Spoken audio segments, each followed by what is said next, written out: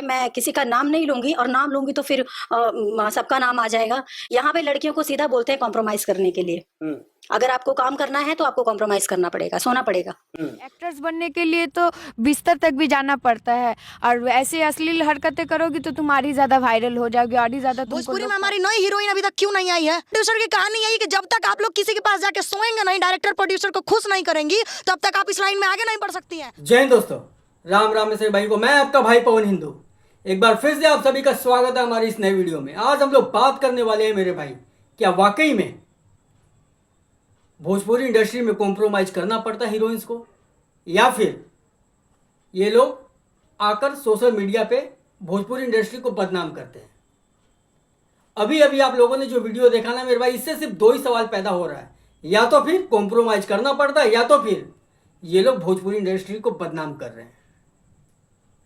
लेकिन मेरे भाई, भोजपुरी इंडस्ट्री को कितने लोग बदनाम करेंगे? 1 2 4 5 6 कितने? लेकिन आए दिन सोशल मीडिया पे ऐसा ही न्यूज़ आता है मेरे भाई, ऐसे ही एक वीडियो वायरल होता है कि अगर हम इस मूवी में या एल्बम में अगर काम करेंगे तो हमें कॉम्प्रोमाइज़ करने की ऑफर दिया गया था कि कॉम्प्रोमाइज़ करो और काम करो। तो फिर ऐसा क्यों? हमारा कल्चर इतना अच्छा है मेरे भाई, हमारी भोजपुरी जो भाषा है इतना अच्छा है, लेकिन क्या सच में किसी के साथ ऐसा हो रहा है? तो ऐसा हो रहा है तो बहुत ही गलत हो रहा है। और मैं उन लड़कियों से भी कहना चाहता हूं मेरे भाई कि जो कॉम्प्रोमाइज करके जो आगे बढ़ती हैं, तो आप लोग कुछ ही समय के लिए हैं ये इंडस्ट्री में, क्योंकि जो अपने मेहनत और लगन से इंडस्ट्री में आता है वो कभी भी किसी से पीछे नहीं होता। जिनके पास टैलेंट है वो कभी भी कॉम्प्रोमाइज़ नहीं करेगा।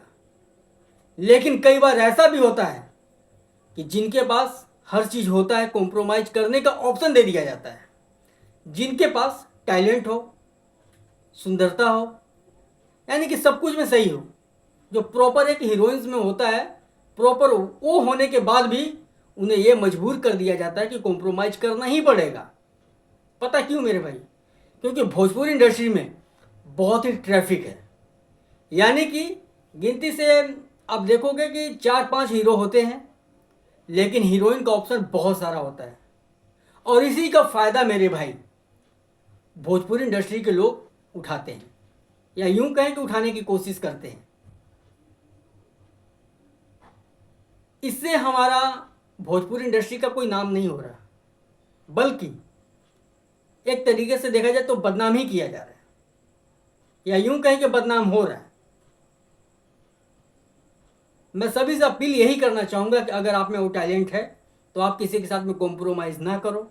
अगर आपके पास वो कला है, वो आपके पास मेहनत करने की जुनून है, तो मुझे लगता है कि आपको कोई रोक नहीं पाएगा स्टार बनने से।